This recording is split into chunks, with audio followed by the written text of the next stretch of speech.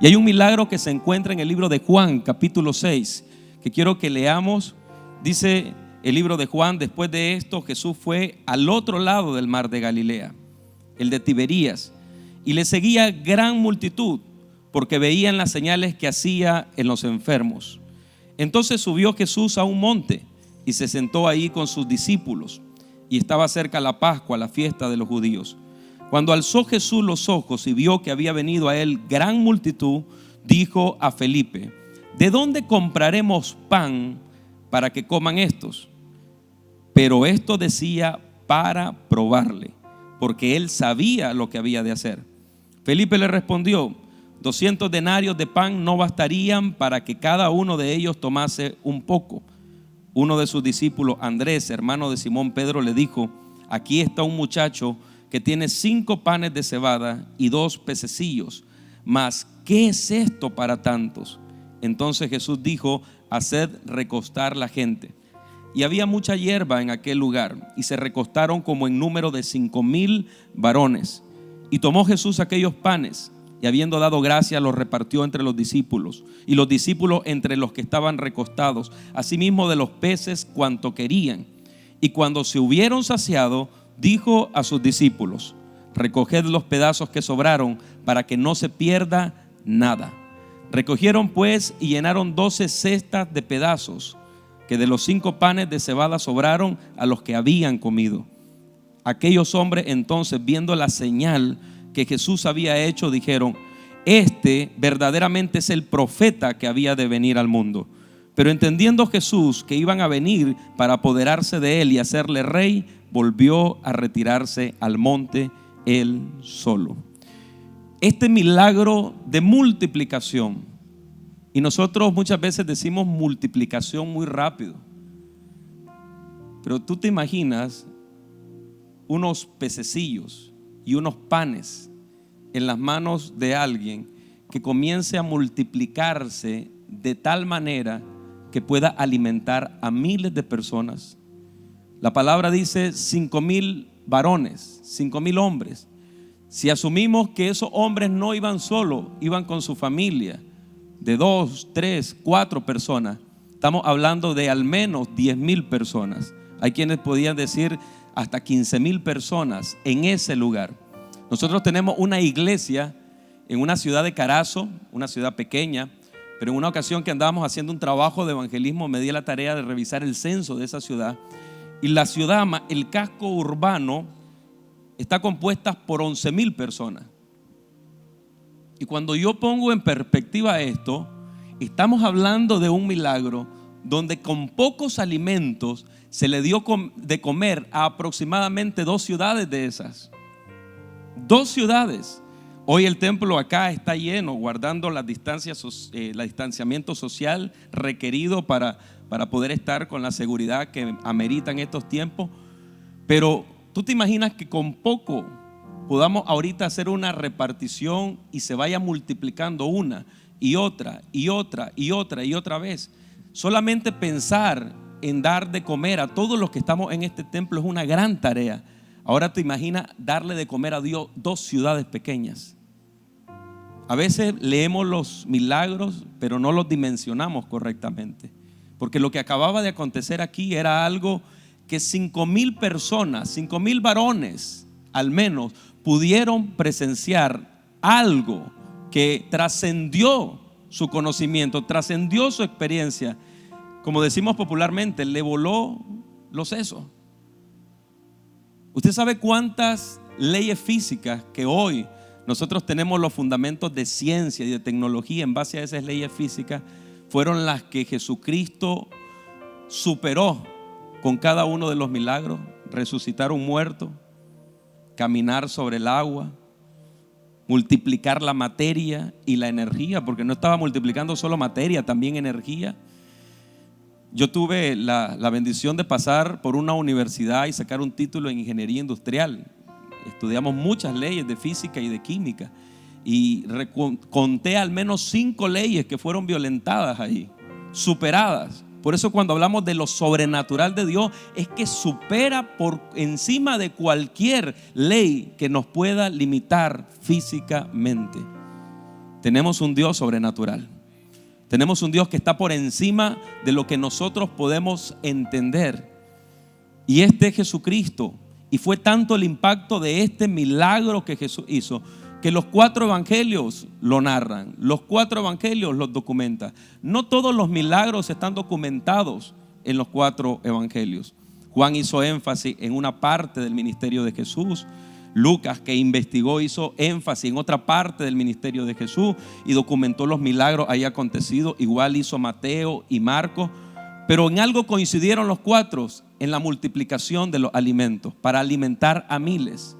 Porque esto se habló de tal manera que después de esto muchas multitudes seguían a Jesús. En algún momento Jesús se detuvo y dijo: ustedes me siguen porque multipliqué los panes. Ustedes me siguen porque les di de comer a todos ustedes. Pero yo soy el pan de vida.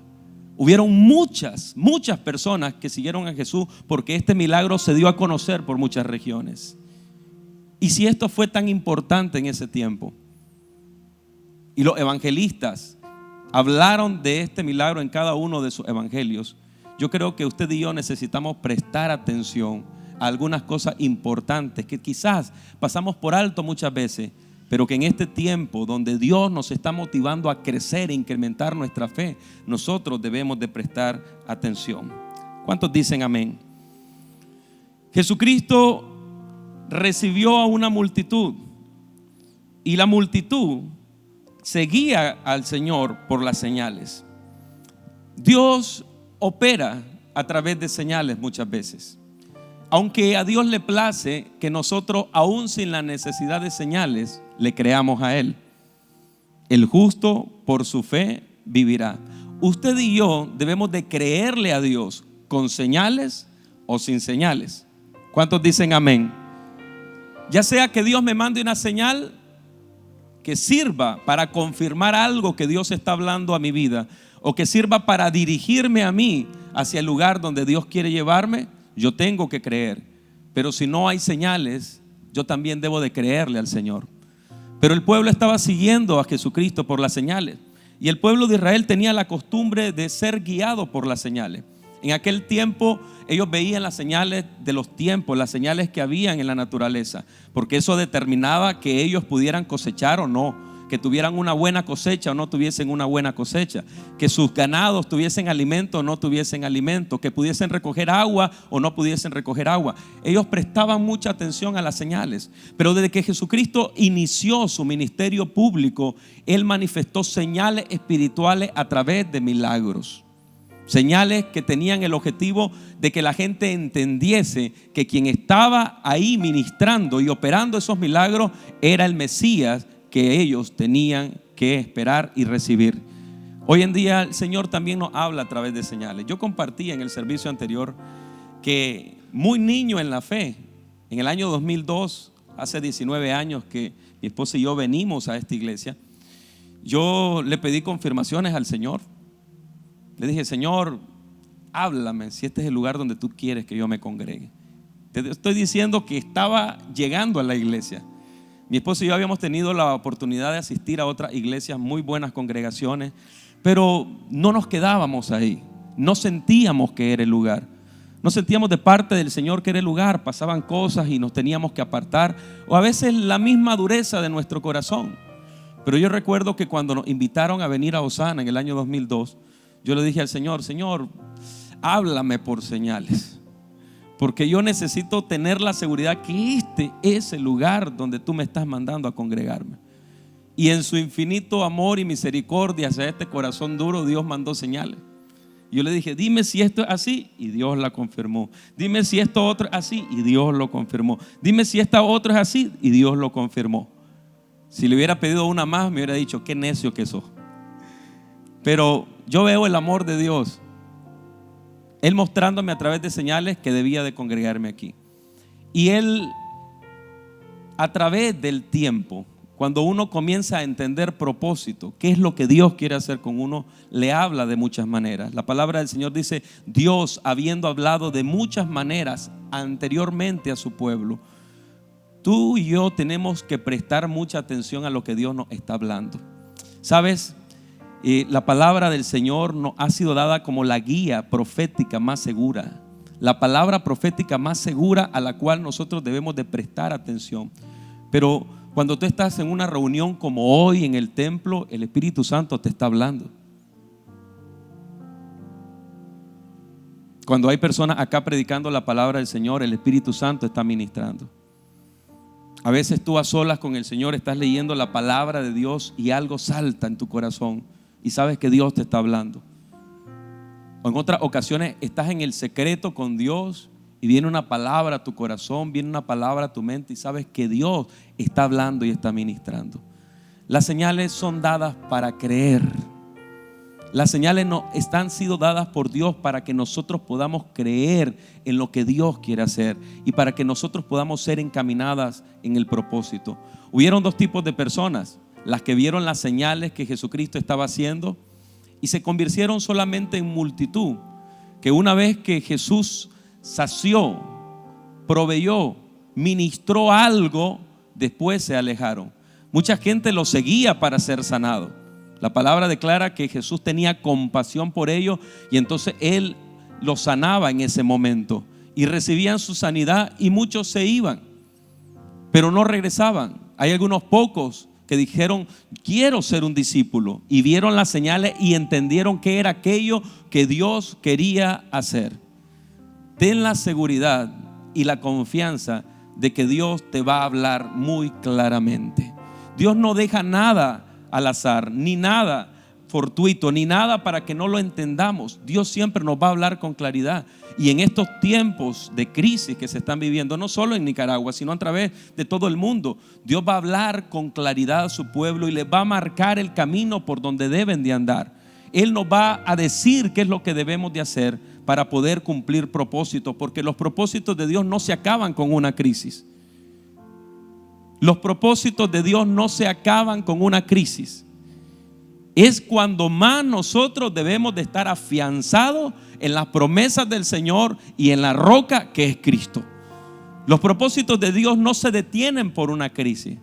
Hay personas que en medio de una crisis tomaron la decisión de alejarse de la iglesia, alejarse del cuerpo de Cristo. Yo digo, entonces había algo ahí que no estaba bien. No había una fe sólida, fortalecida. ¿En quién estaban poniendo su confianza? Cuando las pruebas y las crisis vengan, es cuando más nosotros debemos de estar confiando en el Señor y en su propósito para con nosotros. Por eso las señales vienen con ese propósito de afianzarnos, de caminar en fe. Entonces la gente seguía a Jesucristo por las señales que Él hacía. Dice la palabra de Dios que en algún momento, en Mateo capítulo 16, vinieron los fariseos y los saduceos para tentarle y le pidieron que les mostrase señal del cielo. Él les respondió: cuando anochece ustedes dicen buen tiempo porque el cielo tiene arreboles, y por la mañana habrá tempestad porque tiene arreboles el cielo nublado. Hipócritas, que sabéis distinguir el aspecto del cielo, mas las señales de los tiempos no podéis. La generación mala y adúltera demanda señal, pero señal no le será dada sino la señal del profeta Jonás. Y a veces, si cerramos nuestro corazón a lo que Dios está hablando, aun cuando haya señales, no vamos a ver. En todo tiempo nuestro corazón tiene que estar atento a lo que el Señor está hablando y a poder recibir la dirección que viene de Él. En estos momentos que estamos hablando de crecer en fe, de vivir una vida de fe, es hacia donde nosotros nos debemos dirigir. Y la fe se nos fue dada en una medida, cada uno según la medida de fe que ha recibido. Cada uno según la medida de fe que ha recibido. Esa medida de fe puede incrementarse. Esa medida de fe está llamada a crecer.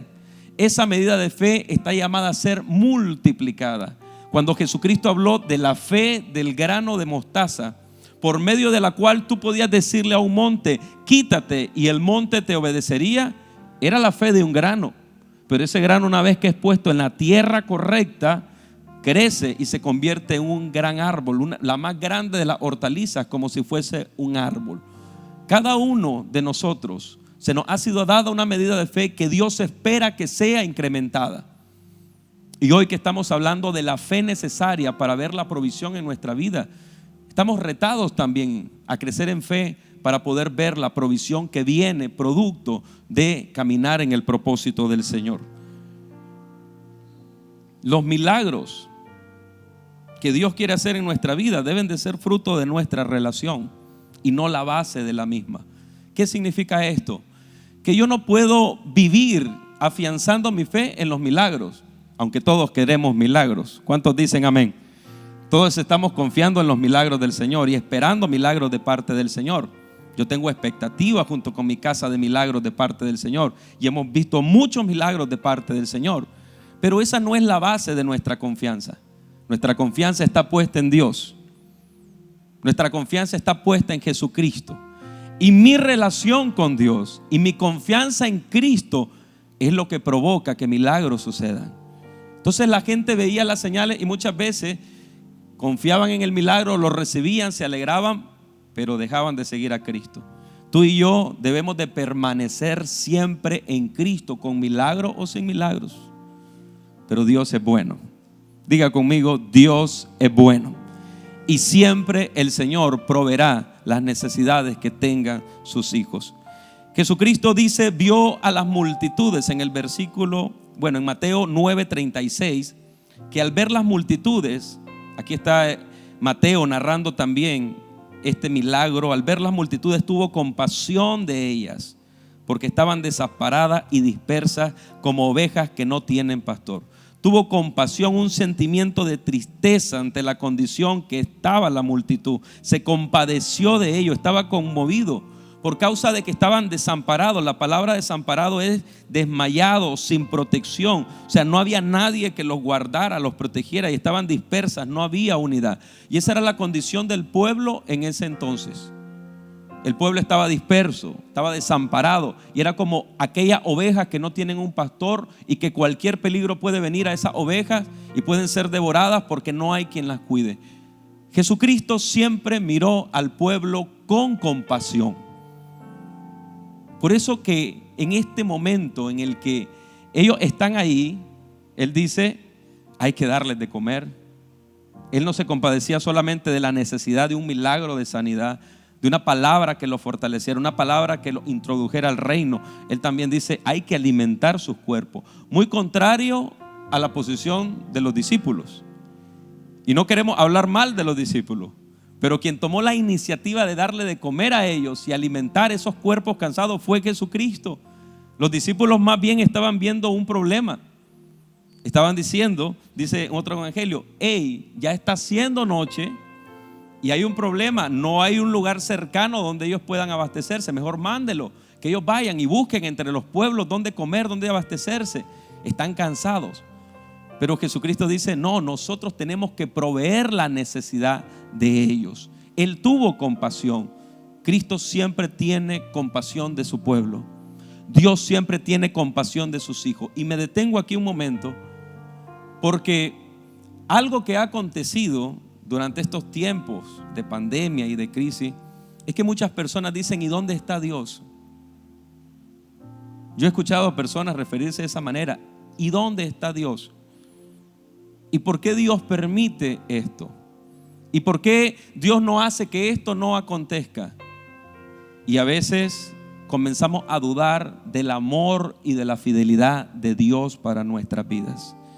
Y si hay algo que el Señor va a ministrar muy fuerte en este tiempo en tu vida, es su amor hacia ti. Que tú aprendas a confiar de que Él es un Padre amoroso que tiene cuidado de ti. Si yo preguntara hoy cuántas personas han visto el amor y la fidelidad de Dios en estos tiempos, ¿cuántos pueden decir amén? Y todo eso amén acá en el templo es la realidad de que tenemos un Padre bueno, de que tenemos un Padre que suple nuestras necesidades. Y la palabra que se ha estado predicando de fe no dice que no vamos a pasar por aflicción. En el mundo tendréis aflicción, pero confiad, yo he vencido al mundo, dijo Jesucristo. Pero ahí, en medio de esos momentos de crisis, esos momentos donde hay una tormenta levantándose, una tormenta que viene y azota y pareciera que nos vamos a hundir y vamos a fallecer, es donde nosotros hemos visto más la mano de Dios sobre nuestras vidas. En este tiempo yo he podido ver cómo Dios ha cuidado de mi hogar, ha cuidado de mi casa, ha cuidado de mis hijos, y he podido ver también ese mismo cuidado dentro de la iglesia. Así que confiemos en que Dios tiene cuidado de nosotros. Él tiene compasión de nosotros en todo tiempo. Y nosotros podemos ser agentes que hablemos de ese mismo cuidado de parte de Dios a otras personas. Porque la fe de muchos ha menguado.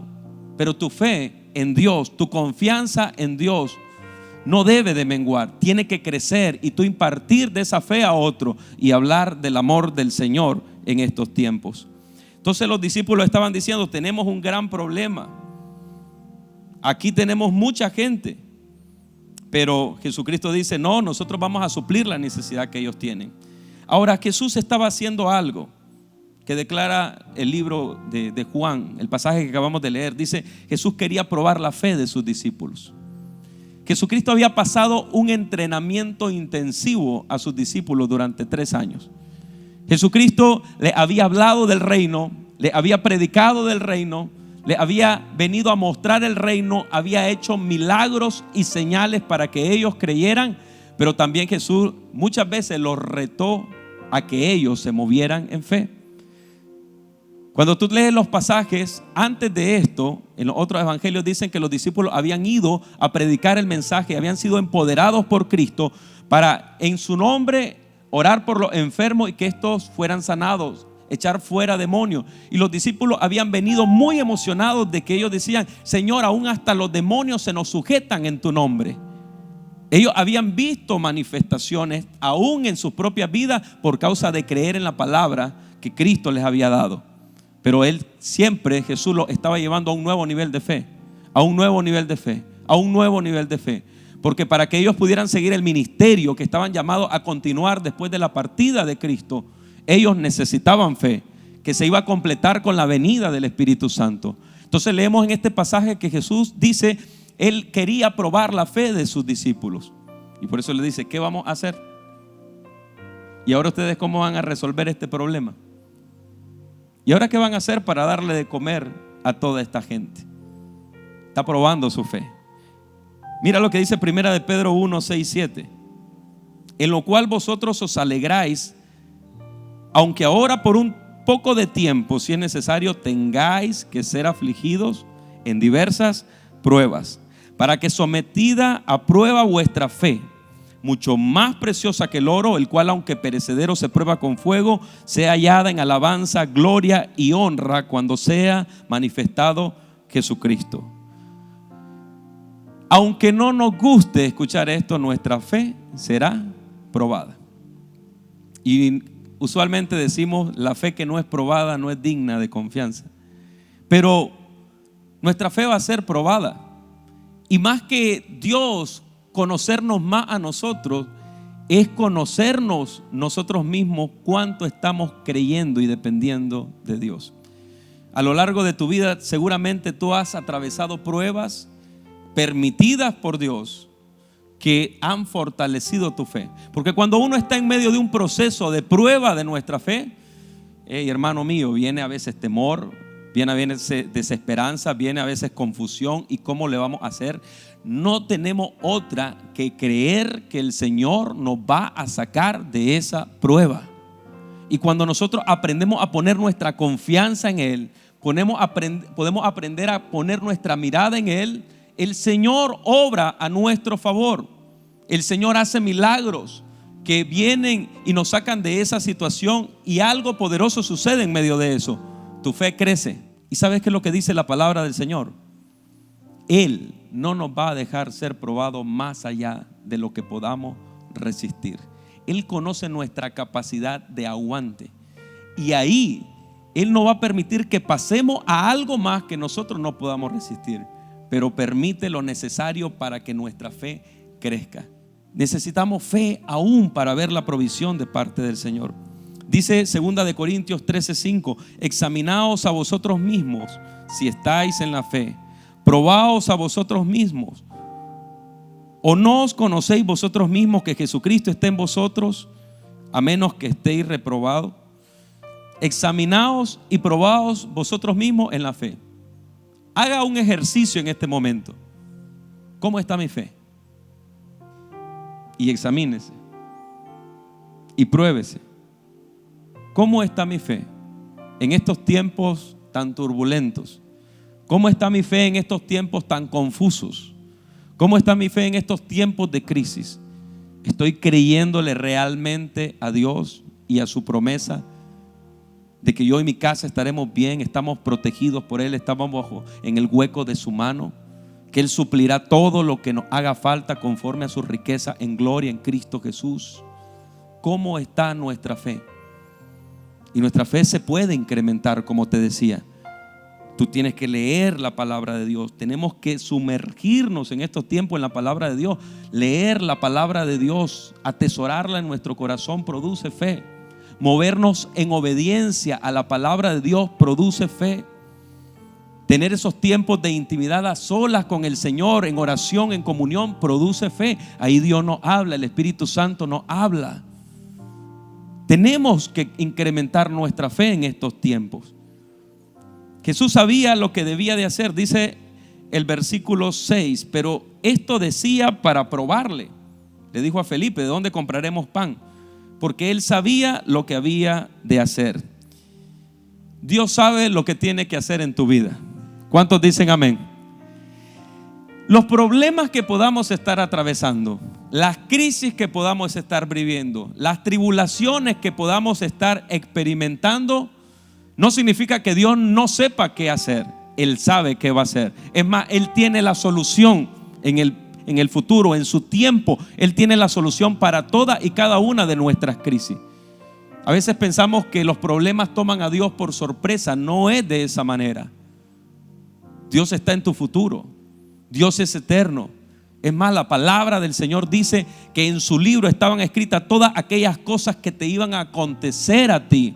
Él te conoció desde que estabas en el vientre de tu madre, y antes de que tú nacieses Él te dio un nombre y te dio un propósito en esta tierra. Todo lo tiene bajo control el Señor. Todo lo tiene bajo control. Jesucristo sabía qué iba a hacer. Él iba a multiplicar los alimentos. Él sabía que Él iba a dar una orden de que se repartiese y todo el mundo iba a poder comer. Pero estaba probando la fe de Felipe y aún la fe de Andrés, que llegó después. Hermano mío, Dios tiene el control sobre tu vida. Dios sabe lo que Él tiene que hacer. Di conmigo: Dios sabe lo que va a hacer conmigo. Y eso nos tiene que posicionar en un lugar donde nuestra fe se incrementa, porque nada está fuera del control de Dios. Todo cuanto ha acontecido te ha llevado en un proceso de caminar por fe y de creerle al Señor. Cuando yo veo todas las cosas que nos han acontecido a mi esposa y a mí, yo hoy puedo ver que es Dios dirigiéndonos a este tiempo.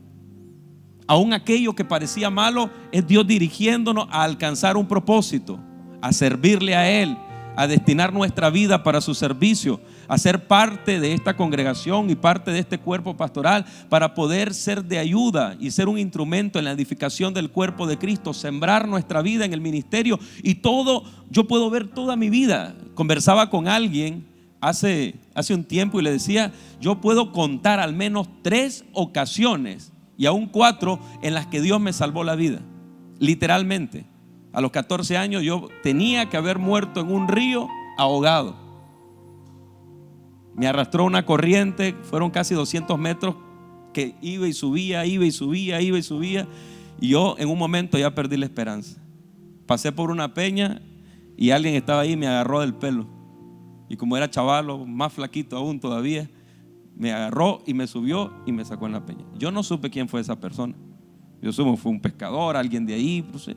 Yo sé que fue un ángel que Dios mandó en ese momento, porque yo debía haber muerto en ese lugar, pero Dios guardándome con propósito. Y te pudiera contar otras situaciones en las que pasó cosas similares, donde debíamos de haber perdido, yo debía haber perdido la vida, pero yo hoy sé que Dios tenía propósito conmigo, con mi esposa y con mis hijos, y que pudimos ver cómo Dios nos ha guardado a lo largo del tiempo, porque Él sabe qué hacer. Jesucristo sabía lo que había de hacer. El hecho de que nosotros estemos experimentando procesos de prueba no significa que se hemos salido de la mano de Dios lo que estamos nosotros atravesando. Es solamente un proceso de prueba de nuestra fe, donde estamos llamados a incrementar, a crecer en la fe y a confiar más en Dios. Pero no, tu vida no se ha salido de la mano de Dios. Dios tiene control de ti, de tu casa y de los tuyos siempre. Y los planes de Dios son de bien y no de mal. Y la voluntad de Dios es buena, agradable y perfecta para ti y para los tuyos, dice la palabra del Señor. Por eso tenemos que confiar aún más en Dios. Los discípulos fueron indiferentes ante la necesidad de las personas. Quien tomó la iniciativa, como te decía, fue Jesús, no los discípulos. Pero aún así, ellos estaban siendo probados. Dice Lucas 9:12, pero el día comenzaba a declinar y acercándose los 12 le dijeron, se acercaron los 12, no fue uno ni dos, los 12 le dijeron, despide a la gente para que vayan a las aldeas y campos de alrededor y se alojen y encuentren alimentos, porque aquí estamos en lugar desierto. ¿Vieron un problema? ¿Vieron que tanta gente hambrienta se iba a convertir en un problema en sus manos? Y ahí ellos mejor tomaron la decisión más fácil. Jesucristo, dile que se vayan, que vayan y por las aldeas busquen qué comer.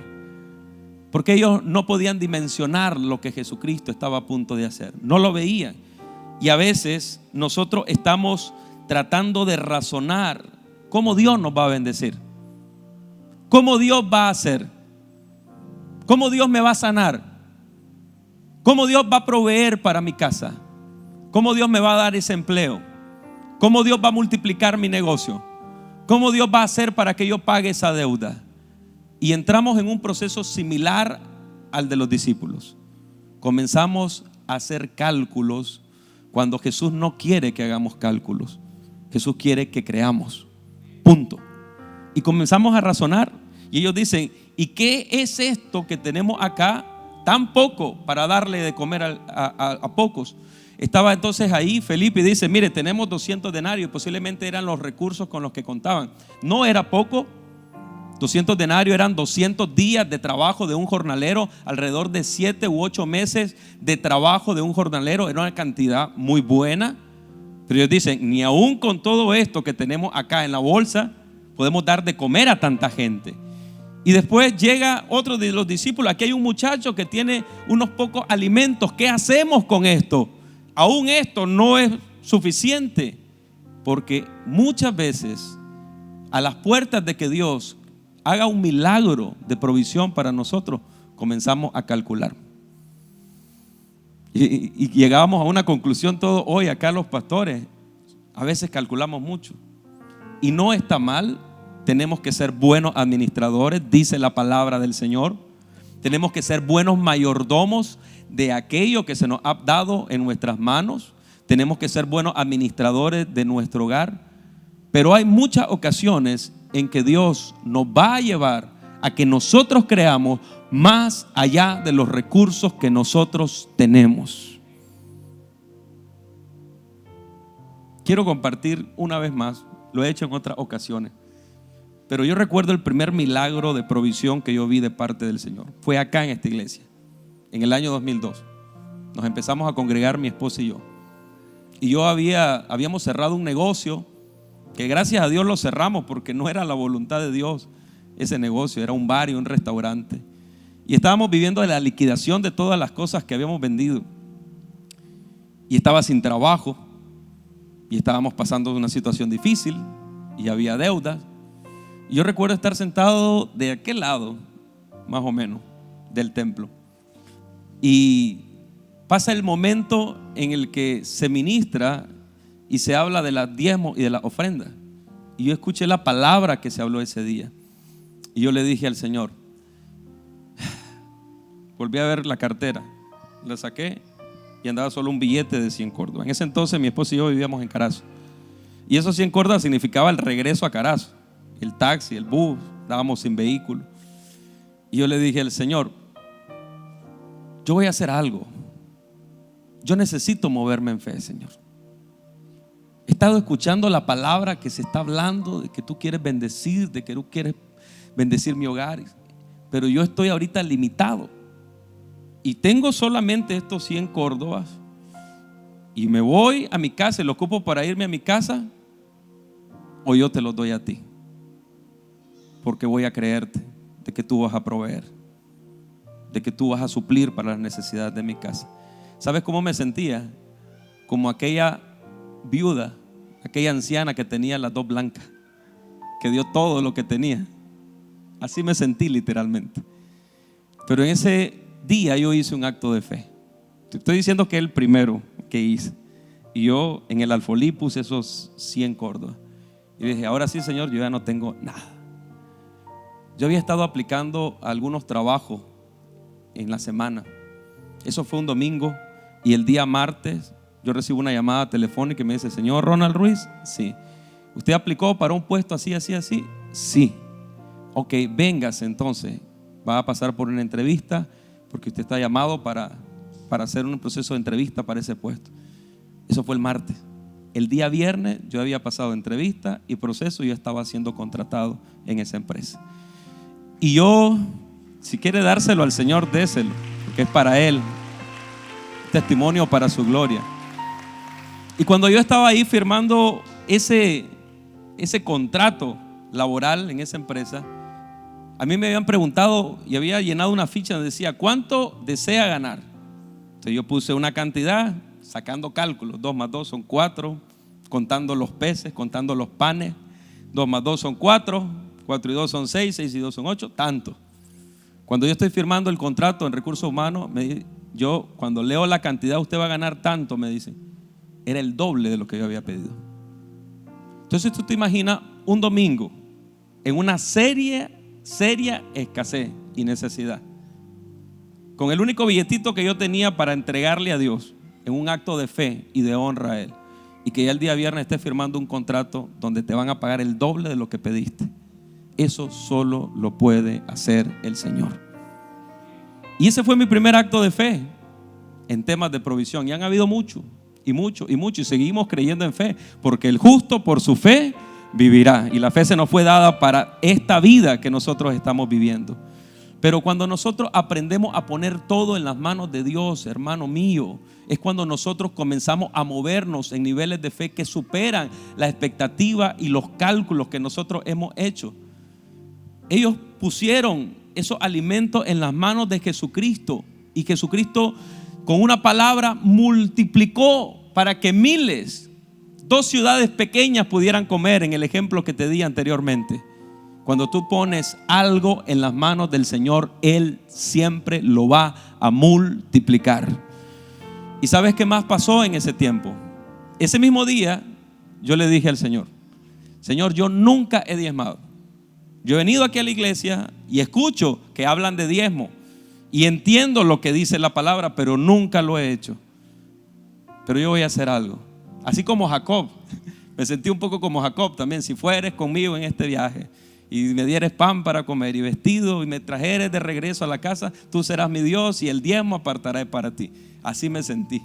Yo le dije, si tú me provees, yo voy a empezar a diezmar. Y la provisión llegó. Y tenemos 19 años de diezmar fielmente al Señor. Y Dios ha sido fiel con mi casa, ha sido fiel con mi familia y nunca nos ha dejado de proveer. Porque esa parte de fe, porque el diezmo es una cuestión de fe, no es una cuestión de ley, es una cuestión de fe. Esa parte de fe es donde tú dices, yo pongo esto en las manos del Señor y confío que veré la mano del Señor. ¿Y acaso Él no dice que Él va a abrir las ventanas de los cielos y derramar bendición hasta que sobre y abunde? Y que va a hacer algo que ni tú ni yo podemos hacer: reprender al devorador. Todo lo que tú pongas en las manos del Señor, Él lo puede multiplicar sobreabundantemente. Jesucristo dice, tomó el pan y lo bendijo y dio gracias. La gratitud no debe de faltar en este tiempo en nuestros corazones. Dios ha sido bueno, hermano. Dios es bueno y Dios será bueno. Y nunca debemos de olvidar eso. Siempre debe de haber gratitud hacia Dios en nuestros corazones. Estos tiempos son propicios para que entre queja, para que entre inconformidad, para que entre enojo. Pero también estos tiempos son propicios para que nosotros con mucha gratitud nos dirijamos a nuestro Padre Celestial y poder decirle: Señor, gracias. Gracias por tu provisión. Gracias por el cuidado que has tenido de nosotros. Gracias porque a pesar de que son tiempos difíciles, nosotros estamos caminando en el propósito. Hay muchas cosas por las cuales tú puedes agradecer al Señor. Yo he acostumbrado a incluir en mi oración diaria, al iniciar la mañana, siempre agradecimiento a Dios, porque a veces se nos olvida por qué agradecer y ponemos más excusas acerca de lo que necesitamos o de lo que no está suplido o lo que no tenemos en el momento, en vez de agradecer por lo que ya tenemos. Jesucristo agarró esos panes y los bendijo y dio gracias. Gracias, Padre, gracias. Y el poder agradecer al Padre es como decirle: Señor, gracias por lo que tengo, ahora haz tú el resto. Que nunca falte la gratitud de parte de Dios en tu corazón. Y dice, terminando, que Jesús les dijo: vayan y que se recuesten. Ahí había bastante hierba, que se recuesten. Y algo que también queremos que quede en tu corazón es que tú tienes que aprender a depositar tu confianza en el Señor, pero también debemos de aprender a descansar en Él. A descansar en Él. Tener confianza de que Él va a proveer, de que Él va a suplir. Y cuando esa convicción viene a tu corazón y te establece en la fe que tiene un Padre bueno que suple todas y cada una de tus necesidades, aprende a descansar. Hay noches que no se descansa pensando: ¿y cómo vamos a hacer? ¿Y cómo vamos a hacer? Porque comenzamos a tener temor por el futuro, creyendo que el día de mañana no vamos a tener los recursos o los medios para enfrentarnos a las situaciones que vienen. Pero cuando en nuestro corazón entendemos que Dios tiene el control, descanso viene a nuestra alma y a nuestro espíritu. En paz me acostaré, asimismo dormiré, porque solamente tú, Señor, me haces vivir confiado. ¿Cuántos dicen amén?